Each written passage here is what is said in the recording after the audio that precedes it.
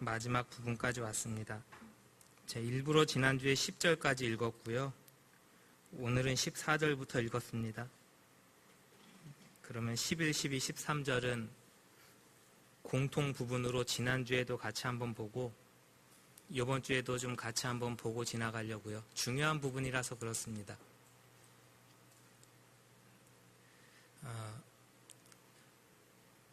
오늘 이 자리에 있는 여러분들 다도 아마 다 각자 다른 시선으로 시각으로 살아가죠.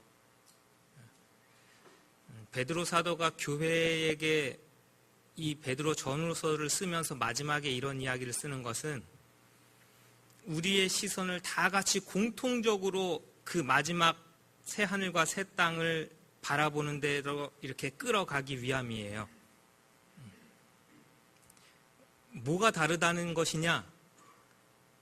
라고 하는 것을 보면 이런 식이죠. 그거에 따라서 오늘의 살아가는 행동 양식이 다 달라질 겁니다. 뭐 다른 사람 예를 들면은 불편하실 수 있으니까 제 예를 들어볼게요. 제가 바라보는 게 오늘 하루까지만이에요. 난 내일 신경 쓰기도 귀찮고 다음 주는 더 귀찮고 내가 뭐 1년 뒤를 내가 왜 생각해요? 난 오늘만 삽니다. 오늘만 즐거우면 돼요. 그럼 뭐 하고 있을까요? 자, 오늘 이 예배 마친 다음에 일단 오후 예배까지만 제 일이니까 거기까지만 맞춰놓으면 뭐 할까요 이제? 집에 가죠. 발 뻗고 누워가지고 제일 먼저 하는 거 먼저 보겠죠. 복면 가방부터 시작해서 보겠죠. 그럼 들어 누워가지고요. 오늘 저녁 메뉴 뭐야? 맛있는 거 가져오라고 떼를 쓰겠죠? 그 다음에는요. 뭐예요? 뒹굴뒹굴 두루넣어서 놀다가 편하게 저 저녁에 개그 콘서트까지 보면서 희죽희죽 웃으면서 하루를 마무리하겠죠? 얼마든지 오늘 하루만 바라보면 그렇게 살아요. 만약에 김 목사가 내일을 생각한다면 오늘 뭐 해야 될까요? 뭐긴 뭐예요. 내일 새벽 예배부터 인도해야 되는데 내일 새벽 말씀 볼 거 시편 109편? 110편? 그거 봐야 돼요.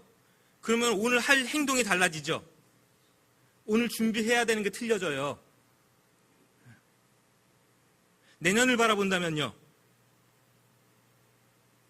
저 내년까지 논문 써서 내야 돼요. 새벽 예배도 준비해야 되고 논문 쓸 것도 준비해야 되죠. 삶의 패턴이 틀려져요. 10년 뒤를 바라본다면요. 여러분들은 관심 없겠지만 저의 중대한 관심사는 우리 아기가 대학에 들어갈 때예요. 큰 놈이. 그럼 뭐 해야 돼요? 10년 뒤를 바라보면 저는 지금? 열심히 저축해서 우리 아기 놈 대학 등록금을 지금부터 열심히 마련해 놓지 않으면 그때 가서 빚내야 돼요. 뭘 바라보느냐, 어디를 바라보고 있느냐에 따라서 오늘 내가 준비하고 살아가는 모든 행동 양식이 다 틀려져요. 여기 있는 100명에게 물어보면 지금 100명 다 다른 얘기 할 겁니다.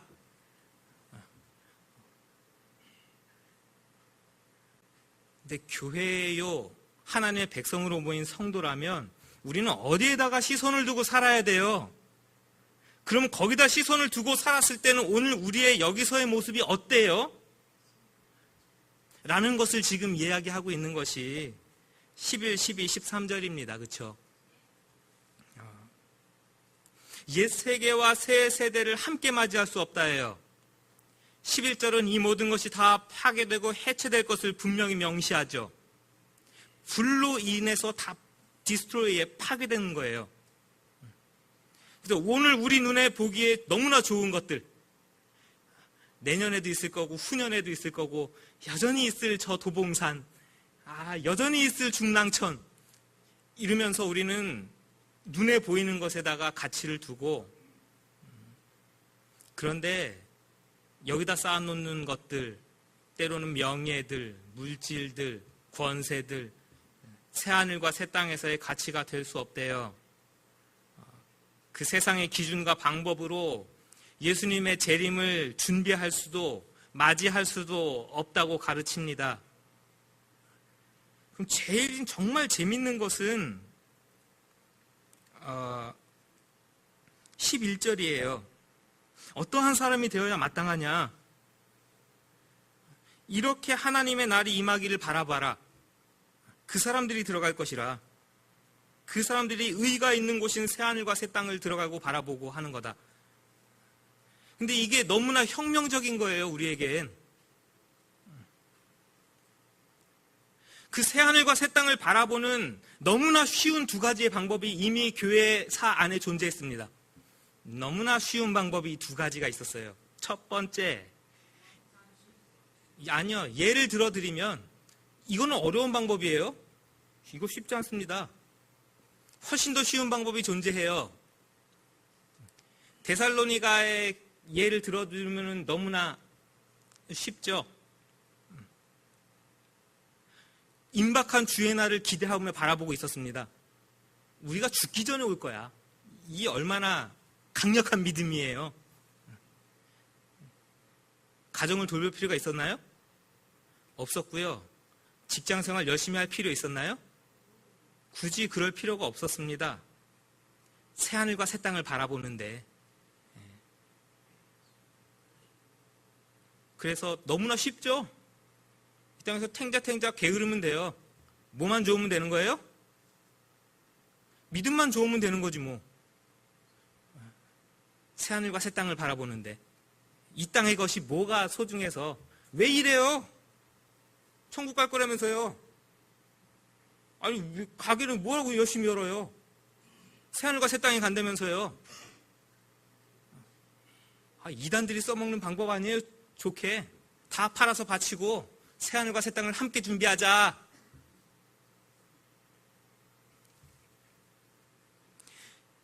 우리는 이거에는 안 빠져 있지요. 두 번째 거에는 정말 잘 빠져 있어요. 두 번째 정말 쉬운 방법 또 하나. 이신칭의 믿음으로 구원받았으니 어떠한 성령의 열매도 말씀의 열매도 어떠한 구원받은 증거도 없음에도 불구하고 나는 새 시대의 새 하늘과 새 땅을 분명히 맞이할 자라는 근거 없는 자신감으로 가득 차 있는 거. 고린도 교회가 대표적인 얘기겠죠. 우상의 제물과 함께 먹으면서도 음란한 세대와 함께 잘 지내면서도 교회 안에 약자를 업신여기고 있으면서도 하나님의 은사 가지고 누가 크냐를 다투고 싸우면서도 자신은 여전히 새 나라의 주인이라고 큰 소리 뻥뻥 칩니다. 우리가 굉장히 잘 하는 것이죠. 근데 베드로 사도는요, 상당히 구체적으로 분명한 제시를 합니다. 베드로 전서에 썼던 선한 양심하고 맥을 같이 하고 있어요. 이 모든 것이 해체될 것을 바라보고 그 너머에 있는 새하늘과 새 땅을 바라보는 그곳에 들어가기를 간절히 사모하고 믿음을 가진 사람은 어떠한 방식으로 그것을 바라보고 차지할 것인가? 어떠한 방식으로 내 주변의 사람들이 그것을 함께 바라보게 만들 것인가? 그것에 제시를 하는데 거룩한 행실과 경건함을 들죠. 이게 우리에게는 충격적이란 얘기예요. 뭐라고 해야 우리의 답이 맞아요? 뭐예요? 믿음으로죠. 아니에요? 정말에 구원받는 걸 뭘로 구원받아요? 믿음으로. 새하늘과 새 땅은 누가 들어가요? 믿는 사람들이. 하나님이 받아주시는 의로운 사람은 누구예요? 믿음의 사람들이요. 그렇게 대답이 나와야 아주 우리가 이해하기도 쉽고 속이 편하고 좋은데요. 베드로 사도가 그걸 몰랐을까요? 세상 속에 흩어져 있는 교회와 성도들, 마지막 종말과 새하늘과 새 땅을 바라보는 교회와 성도들에게 베드로 사도는요, 이 믿음이라는 정의를 이렇게 해놓은 거예요. 다른 얘기하는 게 아니고. 거룩한 행실과 경건이 믿음이다라고 정의를 해놓고 있다고요. 거룩한 삶의 태도, 품행, 하나님을 공경하고 두려워하는 삶의 자세, 이것이 베드로 사도의 믿음이라는 정의예요. 어느 곳이든지 하나님께서 다스리시고 예수님을 따라가는 그 삶을 인정하고, 그래서 하나님의 성품을 날마다 닮아가고 덕도 베풀 줄 알고 지식도 나눠주고 절제하고 경건하고 형제에 대해서는 우애하고 주변의 사람에 대해서는 사랑을 베풀 줄도 알고, 그게 이 땅에서 얽매이지 아니하고 새 나라 새 땅을 바라보는 성도의 시선을 가진 사람들, 그런 시선을 가진 사람들의 이 땅에서의 바른 삶이라고 제시를 하는 것이죠. 맞아요. 전도진 들고 나가고 우리가 띠를 띠고 우리도 하죠. 도봉역 앞에서 기타를 치면서 찬양을 부르고 누구나 들어오면 압도할 만한 예배의 분위기를 만들고,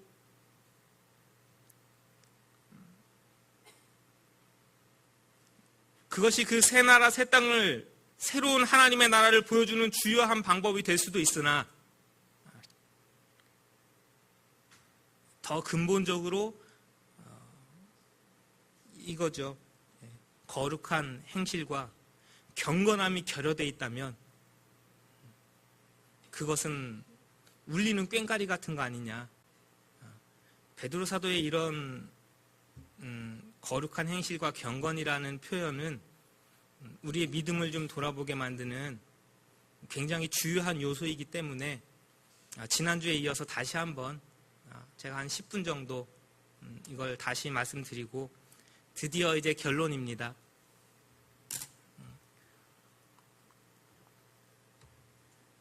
똑같은 게 또 나오죠. 점과 흠이라는 것이 14절에 2장 12절에 나왔죠.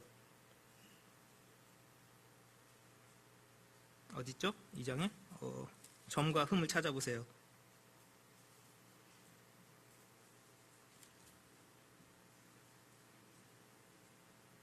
13절에 있죠. 그렇죠? 12절 13절에 점과 흠 똑같은 겁니다. 13절에 있는 점과 흠하고 지금 3장 14절에 있는 점과 흠이 똑같은 거예요. 2장에 읽을 때 우리가 거짓 교사들이 잘못하는 것에 대해서 비난할 때 베드로 사도가 교회에 점과 흠이라고 했죠. 그 사람들 어땠냐면요, 하나님의 말씀을 알고 심지어는 교회 안에서 가르치는 위치에 있다고 얘기하면서도 방탕해요. 불의의 삭슬을 사랑한다 그랬죠. 그것을 발람의 예로 들었습니다. 육체의 정욕 중에 거하고 있고요, 허탄한 자랑에 빠져 있는 자들이죠. 의의 도를 알았으나 거룩한 명령을 저버렸다. 그래서 마지막에는 개, 돼지, 아주 강렬한 비난을 막 퍼부었죠.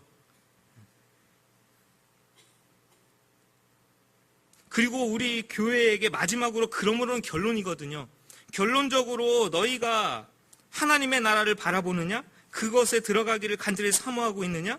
그렇다면 주 앞에서 점도 없고 흠도 없이 나타나기를 힘쓰라. 반드시 그래라 그랬으면요, 우리 다 같이 기브업하고 포기해야 되죠. 손 들고 힘쓰라예요. 참 다행히도. 이런 식으로 이해한단 말입니다. 우리 죄가 주홍같이 붉을지라도 이제 뭐 흰눈같이 희게 되어질 것이고 양털같이 희게 되어질 것이고, 무엇으로 우리는 깨끗하게 되어집니까, 여러분? 그리스도 예수의 피로 인해서 우리는 깨끗하게 되어집니다. 할렐루야. 그럼 우리는 어디 들어가게 되어집니까? 예수님의 보혈로 인하여서? 우리 깨끗하게 되어서 천국에 들어가게 되어집니다. 할렐루야. 이런 식의 이해 아닙니다. 그런 식의 이해 아니에요. 그런 식의 신학적이고 교리적이고 그런 식의 이해로 이 점과 흠이 없는 이야기를 하고 있는 것이 아니죠. 베드로 후서의 문맥 안에서는 분명히 이것은 악한 행실을 가리켜요. 그리스도 예수를 믿었음에도 불구하고 여전히 더럽고 여전히 추악하고 여전히 죄악된 그 모든 행실들, 그것을 믿음의 굴레 안에서, 자유 안에서 아주 거리낌 없이 행하고 있는 자들에 대해서 교회의 점과 흠과 같다고요. 그래서 제가 이런 핑계 우리 대지 맙시다 하는 것 중에 하나가 그런 거예요. 교회도 사람들이 모인 곳이니 그럴 수도 있지. 그럴 수도 있긴 뭐가 그럴 수도 있어요. 그러지 말자고 하나님의 백성들 모아놨더니 그 안에서 지지고 볶고 싸우고 서로 비난하고 뒤에 가서 뒷담화하고 똑같이 세상에서 하는 것 같이 하면서 뭐라고 핑계대느냐.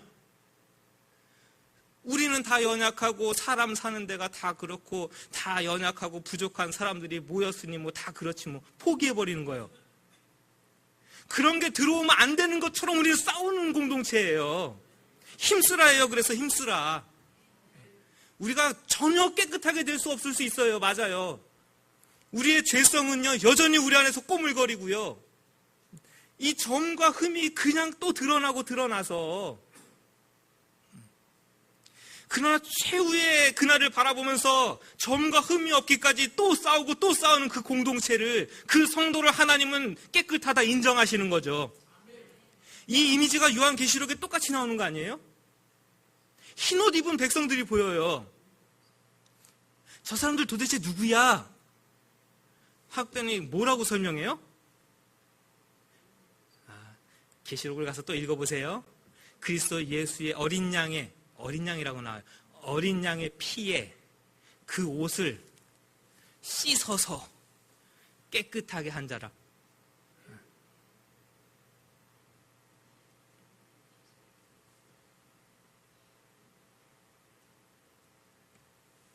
아마 그냥 이거는 제 생각이니까 안 받아들이셔도 전혀 상관이 없어요.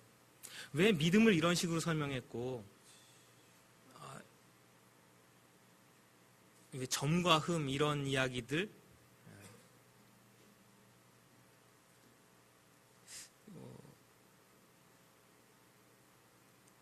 어떻게 보면은 겉으로 드러나는 것보다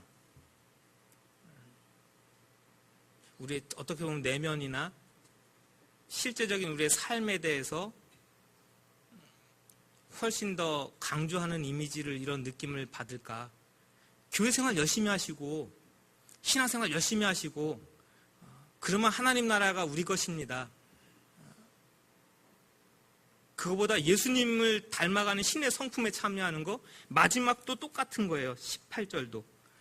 그리스도 예수를 닮아가는 것에 포커스를 두고 왜 신앙생활, 성도가 바라보고 나아가는 길을 그렇게 설명했을까요? 제가 봤을 때는 자기도 실패해봤거든요. 어떻게 보면. 그렇죠? 대단한 명함 손에 들고 다녔습니다. 예수님의 수제자 베드로 딱 찍혀가지고 누구십니까? 자요 딱 내밀면은 아이고 선생님 하고 다. 근데 예수 그리스도의 십자가를 알지 못하고 그리스도 예수의 성품을 담지 못했을 때는요, 그 타이틀 명함이 아무 쓸모 없더라고요. 조그만 여자아이 앞에서. 그쵸? 나 저 사람 몰라 하고 그냥 뛰쳐 도망간 거 아니에요. 예수님의 제자라는 타이틀에서. 나중에 부활하신 예수님을 만나고 왜 예수님이 십자가를 그렇게 지셨고 맞으셨고 왜 죽으시고 부활하시는지, 그것을 예수님을 만나고 참된 믿음이 내 안에 들어왔을 때는요, 이게 더 중요한 거구나. 타이틀이라는 것보다, 겉으로 보여주는 무언가보다 신의 성품에 참여하고 우리를 위해서 십자가를 지시기까지 낮아지시고 겸손하시고 사랑하시던 그 예수님의 성품에 내가 참여해 있고, 그게 믿음 생활이라는 것, 천국을 바라보는 교회와 성도라는 것에 있어서는 어떤 실력이나 타이틀보다 이거 더 중요한 거구나 라는 것을 스스로 체득하지 않았을까.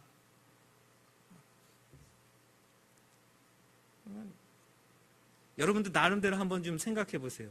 복음서도 읽어보시고 이런 베드로 전서도 읽어보시고 왜 교회가 가는 길을 이런 식으로 설명했지? 라는 것을 좀 깊이 있게 좀 한번 묵상해 보시기 바래요. 뭐 답은 없는 것 답은 저도 뭐 이건 제 생각일 뿐이니까 성경을 읽으면서 답은 우리 올라가서 물어보고요. 물어볼 거 많아요. 자, 또 하나 굉장히 중요하게 여기는 거 있죠. 성경을 좀 똑바로 알자예요. 왜 이장과 같은 거짓 가르침들이 판을 치고 수많은 사람들이 거기에 동요하고 그러므로 해서 온전한 믿음에서 자꾸 미끄러지는 경우가 생길까 했을 때는 성경을 잘 알지 못하기 때문이에요. 왜 하나님의 말씀을 주셨을까요? 뭐긴 뭐예요? 이건 특별 계시라 그러는 거예요. 하나님을 알고 하나님이 베푸시는 구원을 알고, 그렇죠? 그리스도 예수를 알기 위해서 우리에게 주어진 것이죠. 그리고 그 구원받은 백성들이 살아가는 바운드리를 정해주죠. 구원받은 백성이라면 하나님의 말씀대로 살아갑시다 하는, 대한민국의 헌법이 있다면 교회와 성도들에게는 성경이 있는 거예요. 그렇죠? 근데 성도들이 하나님의 말씀을 오해해요. 특히 바울 서신에 대해서 그런 것이죠. 이 당시에도. 왜 사도 바울이 오직 믿음을 그렇게 강조했어요? 그건 유대인들하고 싸우기 위해서 그랬어요.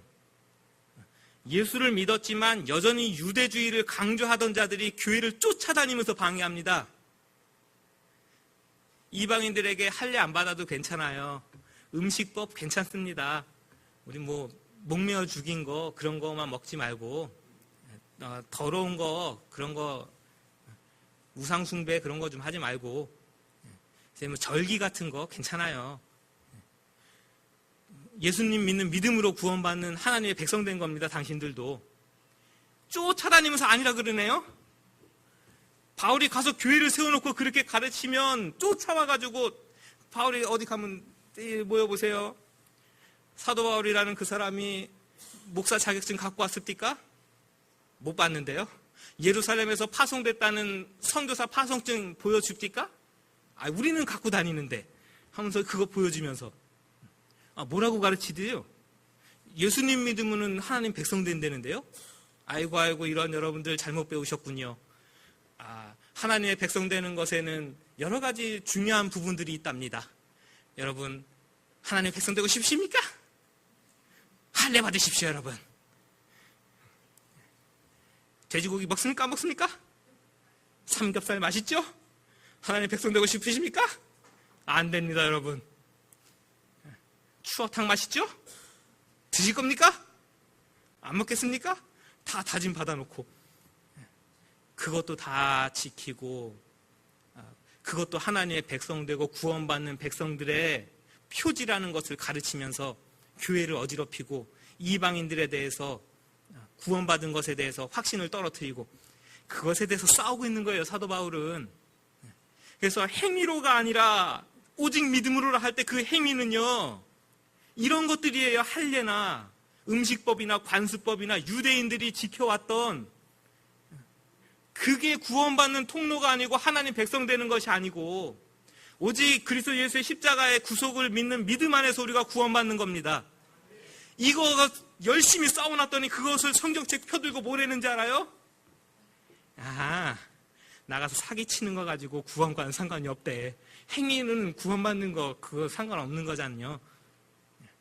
이 얼마나 오도예요. 얼마나 비틀어 해석하는 겁니까? 앞뒤 다 잘라놓고 행위가 아니라 오직 믿음으로라. 그 행위는 뭘 가지고 싸우는지 앞뒤 문맥 다 잘라놓고 그 한 절만 딱 갖다 놓고 이 말씀이 이러니 우리는 이래도 된다라고 강력하게 주장하며 그 성경의 해석에 오류죠. 그래서 베드로 사도가 그러잖아요. 맞다, 알기 어려운 것도 있다. 어려울 수 있어요. 바울서신을 읽어보면요, 이 사도 바울 희한해요. 어쩔 땐 율법이 정말 선한 것이라고 했다가, 율법이 이럴 땐 또 악한 것이라고 했다가, 뭐 이랬다 저랬다.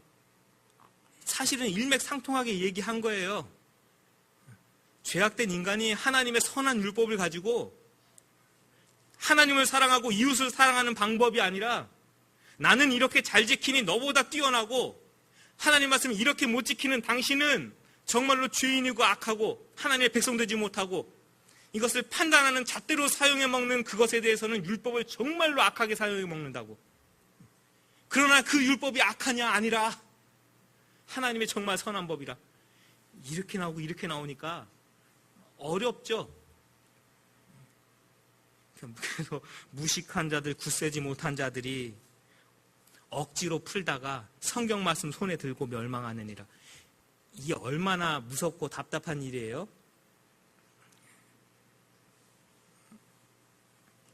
자, 이 시간에 우리가 아주 여러분들이 실천할 수 있는 간단하고 주요한 방법 하나만 제가 제시를 해드릴게요. 절대 성경을 좀 이렇게 안 읽었으면 좋겠습니다 하는 거예요. 쭉 읽다가 내 구미에 맞고 내 기분에 맞고 나한테 너무나 좋은 말씀 한 줄만 빨간 줄로 딱 쳐놓고, 이게 성경에서 주는 하나님의 말씀의 전부인 양 심취해서 내 시작은 미약하였으나 내 나중은 창달이라. 그게 어느 문맥에 있는지도 모르고 그거 하나만 좋으니까 액자 만들어서 딱 하니 붙여놔. 가서 읽어보라고 하고 싶어요. 욥기서에 그게 어디에 나와 있는지.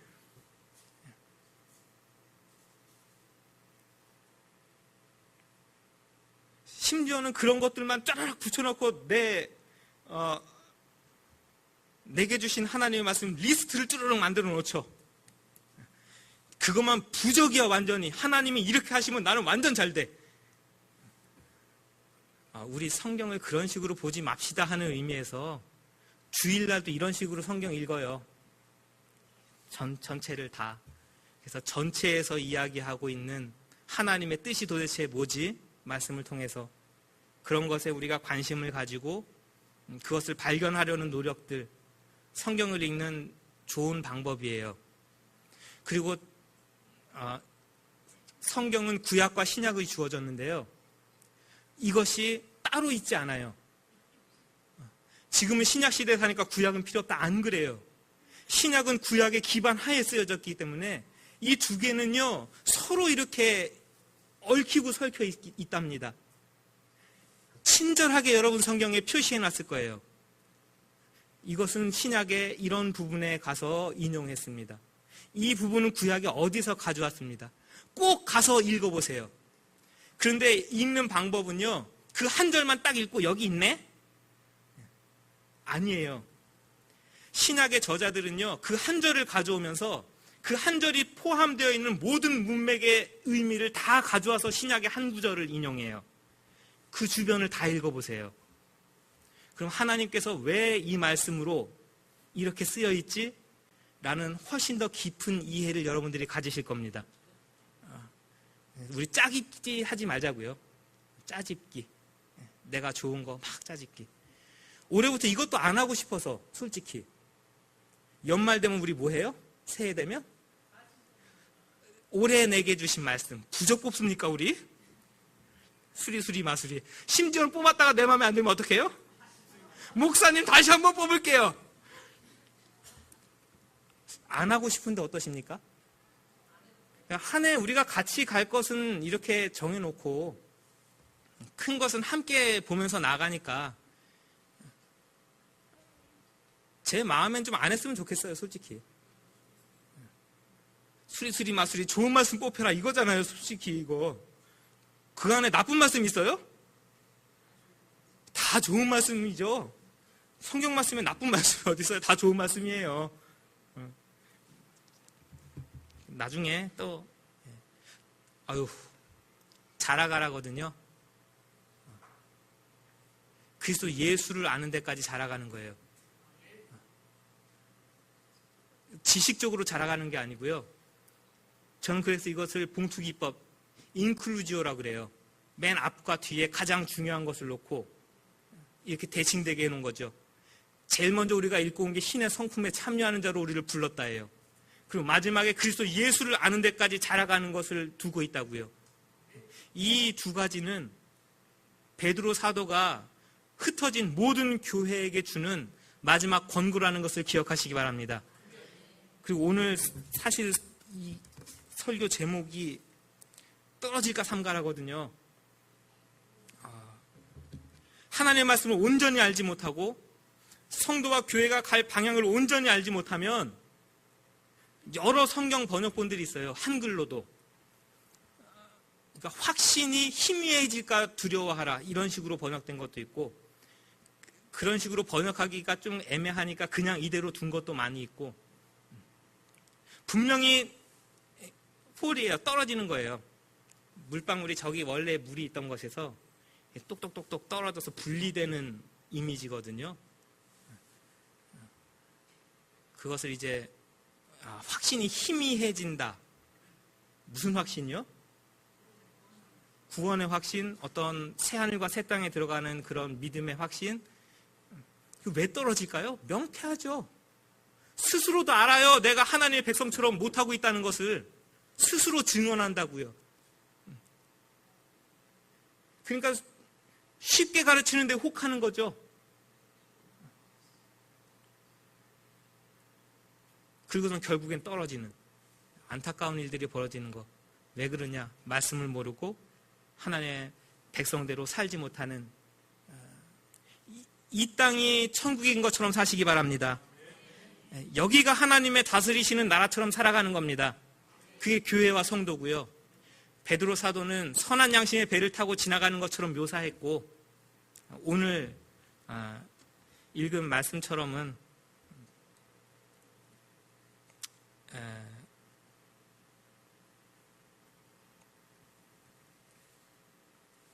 거룩한 행실과 경건이라는 표현을 했으니 힘내서 천국 백성으로 살아가는 우리 모두가 되길 간절히 원합니다.